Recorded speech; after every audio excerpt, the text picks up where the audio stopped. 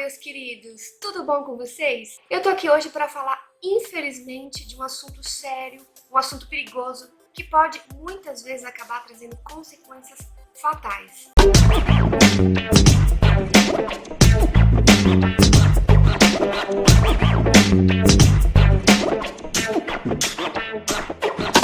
Esse canal aqui é para levar ciência até a população, mas hoje a gente não vai falar de ciência, e sim dos perigos, dos avanços da pseudociência. Para começar, o que é pseudociência? Segundo o dicionário, é conjunto de crenças ou afirmações sobre o mundo ou a realidade que se considera como tendo base científica, mas que partem de premissas falsas ou que não usam métodos rigorosos de pesquisa. Ou seja, é uma crença disfarçada de ciência, mas que não passa pelo método científico. A ciência de verdade passa pelo método científico, que é o conjunto de regras básicas usadas na investigação científica para obter os resultados mais confiáveis possíveis. Ela se baseia em observação, formulação de uma hipótese, experimentação, replicação dos resultados, interpretação desses resultados e, por fim, a conclusão. Mas a gente vai falar mais detalhadamente disso em outro vídeo, tá bom? Tá, mas e por que a pseudociência é perigosa? Porque, como eu já disse, ela não tem compromisso com a verdade. E se uma pessoa acredita mais na pseudociência e se distancia da ciência, podemos, infelizmente, ler nos jornais notícias como essa. Essa notícia é muito triste em vários aspectos, não só pela perda de uma vida humana, né? Mas também temos outros pontos a analisar. Primeiro, essa moça, ela foi privada dos seus últimos momentos com a família, sem contar que os seus familiares se endividaram acreditando na sua cura. O médico que ofereceu o tratamento alegava que pagando a bagatela de quanto? R$244 mil, ela seria curada definitivamente. Segundo, o tratamento oferecido não tinha correlação com a verdade. O médico falava baboseiras como: para manter o pH do nosso sangue, devemos ingerir alimentos alcalinos. Calma que eu explico já já porque isso é baboseira, tá bom? Ele falava também: quando seu sangue se torna ácido, as células sanguíneas se transformam em bactérias. Outra fala dele era: germes nascem a partir da transformação da matéria. Ele falava isso? Eu tô chocada. Ou seja, gente, esse médico, ele defendia a abiogênese, um conceito que acreditava que a vida surge do nada, a partir de coisas não vivas, e que os cientistas já provaram que é falso desde 1862, há 156 anos, e que as crianças da 8ª série de hoje já sabem que é mentira. Pode perguntar aí pro seu filho, pro seu sobrinho, ele vai saber que é mentira. Ou seja, olha o perigo. Pensa numa pessoa com chance real de cura pela medicina tradicional, abandona o tratamento, agarrando nessa promessa de cura e acaba morrendo. É trágico. Terceiro, ela foi enchida de esperança por um suposto médico, pesquisador, que escreveu um livro que vendeu mais de 4 milhões de cópias. E claro, gente, uma pessoa nessa situação tá vulnerável. Então alguém que prometia a cura certamente ia conseguir manipular. É aqui que eu quero chegar. Se essa moça, ou seus familiares, ou as outras 15 pessoas que pagaram fortunas para esse médico e acabaram mesmo assim morrendo, se essas pessoas tivessem o conhecimento sobre o funcionamento do nosso corpo e os conceitos básicos sobre pH e como o nosso corpo consegue manter esse pH, certamente esse charlatão não teria chances de fazer o sucesso que fez. Então, vamos aos fatos científicos.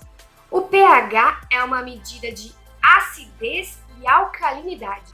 Por exemplo, o vinagre, o abacaxi, o limão são exemplos de coisas ácidas. Enquanto, por exemplo, aqueles remédios para tratar azia são substâncias básicas, alcalinas. Essa medida de pH vai de 0 a 14. 0 é extremamente ácido e 14 é extremamente básico, alcalino. De 0 até 6,9 é ácido e de 7,1 até o 14 é básico. O pH exatamente igual a 7 a gente chama de pH neutro. O nosso pH sanguíneo se mantém na faixa de 7,35 até 7,45. Ou seja, é levemente alcalino, levemente básico. Fora desse intervalo de 7,35 até 7,45, diversas enzimas e proteínas do sangue deixam de funcionar. Ou seja, nosso corpo vira uma bagunça e não trabalha mais direito. Por esse motivo, o nosso corpo possui alguns sistemas sofisticados para garantir que o pH sempre permaneça dentro dessa faixa. O nosso sangue tem proteínas e outras substâncias que atuam mantendo esse pH. Os nossos pulmões também atuam na manutenção do pH pela respiração. Os rins regulam o pH secretando metabólitos ácidos e ainda produzindo substâncias neutralizantes. Isso se chama sistema tampão e funciona como se fosse uma pessoa, que é o tampão, que segura uma barra de gangorra, que é o pH, e não deixa essa barra pender demais, nem para um lado e nem para o outro. O nosso corpo tem várias dessas pessoinhas mantendo o pH do sangue sempre em equilíbrio. Mas então, a alimentação muda o pH? Não! Estudos mostram que a alimentação não é capaz de alterar o pH sanguíneo, além da faixa fisiológica, que eu já falei antes. Nem quando a pessoa ingere uma dieta riquíssima em alimentos ditos ácidos ou básicos, o pH sempre fica na mesma faixa. O pH do estômago é 1,5, é a região mais ácida do nosso corpo. Já o pH do intestino fica entre 9 e 8, é bem alcalino. Quando ingerimos algum alimento, isso vai para o estômago, lá ele se acidifica e depois se alcaliniza nas porções seguintes do intestino. Então, já no estômago, o pH de tudo que você ingere muda para ácido e depois vai sendo revertido. Uma professora minha fez uma vez as contas de quantos litros de limão a gente precisa ingerir para ter citrato, que é uma substância presente no limão, citrato o suficiente no sangue para subir o pH em 0,1. Mas lembrando que ainda dentro da faixa fisiológica. Só levando em conta o sistema de manutenção constante do pH pelo sangue, desconsiderando todos os outros sistemas, tá bom? Deu mais de 100 litros de suco de limão. Com essa quantidade de suco de limão, a pessoa já fez um meteorito nos rins, porque o citrato se acumula lá formando pedras. Só lembrando, fora do intervalo de 7,35 até 7,45, diversas enzimas e proteínas do nosso sangue deixam de funcionar. Mesmo que fosse possível alterar o pH sanguíneo por meio de dietas, isso não seria interessante para o nosso organismo. Tá bom, mas o pH do sangue não altera nunca? Altera. Algumas condições patológicas podem levar ao que chamamos de acidose metabólica. São exemplos de situações patológicas: cetoacidose diabética, doença renal crônica, acidose lática, choque séptico, parada cardíaca, acidose respiratória. Nesses quadros patológicos, a produção de metabólitos acidifica o pH e consegue ultrapassar a capacidade de regulação pelos nossos sistemas do corpo, resultando assim em redução do pH sanguíneo. Mas como eu disse, isso é patológico, é perigoso e deve ser tratado com medicamentos. E em relação ao câncer, sabe-se que as células cancerígenas se desenvolvem em ambientes ácidos. E por quê? Porque elas mesmas produzem esse ácido. Faz parte do crescimento dessas células. Quanto mais elas crescem, mais coisas ácidas elas produzem ali naquela região que elas estão crescendo. Não é no corpo inteiro, não. É só naquela região que elas estão crescendo. E aí elas produzem esses metabólitos ácidos jogam isso pra fora como se estivessem fazendo xixi. E ali, naquela região, fica ácido. É por esse motivo que tanta gente alega que dietas acidificantes modificam o pH sanguíneo e favorecem o desenvolvimento para o câncer.